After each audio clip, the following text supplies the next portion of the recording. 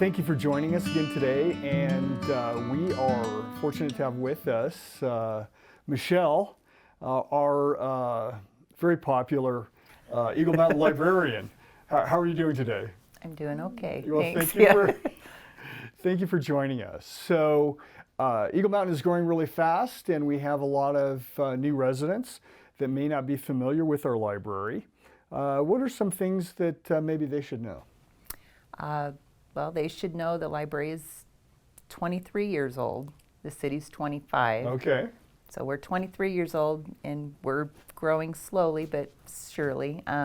We have everything the big libraries have, just on a little smaller scale. So when patrons first come in, sometimes they're a little shocked at the size, just because the city's so big.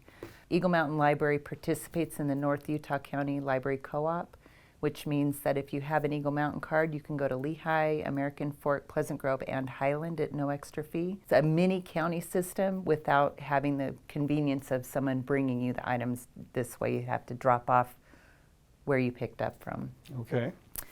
We do story times. We just started those up in the end of January again. That's for ages 3 to about 6 years old. And when typically are the story times? We have a calendar that we produce every month that has the days. Right now we're doing it Tuesdays and Thursdays in their alternating weeks. On the days that we're not doing story time in the library, we're sending staff out to the local schools to do story time. During COVID, a lot of those younger kids missed some of that, early literacy intervention, and so we're going to the schools to get that going. We're doing kindergarten, first grade, second grade classes out there. We have STEAM clubs starting at this month as well, and that's for ages 8 and older, and it's just focusing on science, technology, engineering, arts, and math, and every month it'll be a little different activity. I don't know what this month's is, it's a surprise, but I believe it's on the 24th, which is a Thursday. So now, as I understand it, those are often fairly hands-on, are they not? They are, and that's why we ask for the kids to be at least 8 and older. It's not designed for smaller kids. We have little tiny parts sometimes.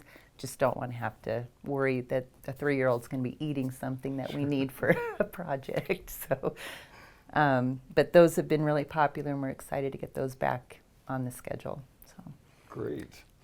And speaking of the schedule, what can we anticipate? What are maybe some upcoming new things or events that we can anticipate this year? We have a family book club that we do every other month. So this month we have a family book club. The book's called A Tangle of Knots by Lisa Graff, and they'll have an open discussion near the end of this month in the library about the book. And it's designed for families with children 8 and older to read together, and then they talk about the book and discuss that. We have adult book club that we do on the alternating months, and that will be next month, and it's called the book is The Paris Labyrinth by Giles Lagardiniere. I'm not sure I said his name right, but that's a new one to me. I'm not familiar with that one. So we've had some great interest.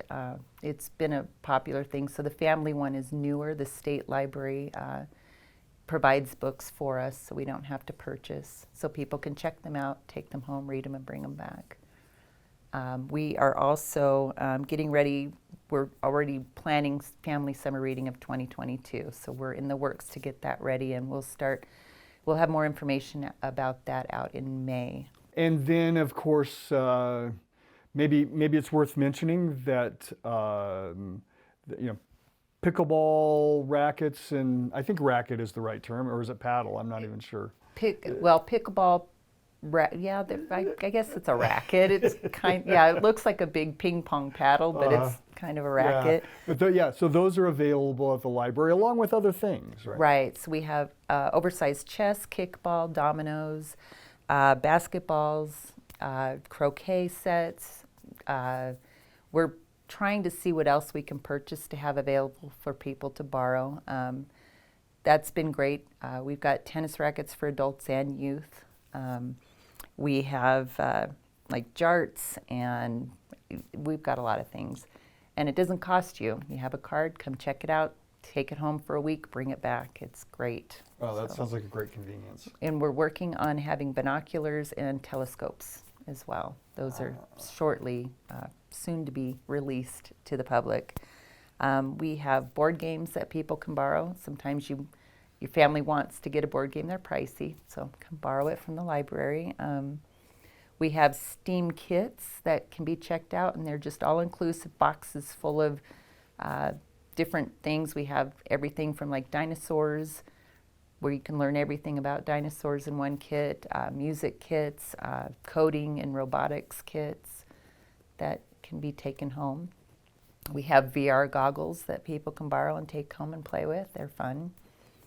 Well, it sounds like a pretty wide variety of things that are available. So, and certainly as the city grows, the library has grown and just been a great success. And so we look forward to continuing to add to it and making those services and just fun things available for our residents. Is there anything we want to add that we've left out? Well, I think for perspective, in case people wonder, in 2019, pre-COVID, we registered about 168 people a month. Our grand total for new registrants for 2019 was 2,013 people. 2021, we had 4,572 people, which is about 381 new registrations per month. So it's been a zoo. It sounds like the library has been very popular, and that's always good to hear. It's very good. Yeah, yeah. Well, thank you for being with us, Michelle, and we'll look you. forward to more great things at the library. So we'll see you at the library. Thank you for joining us.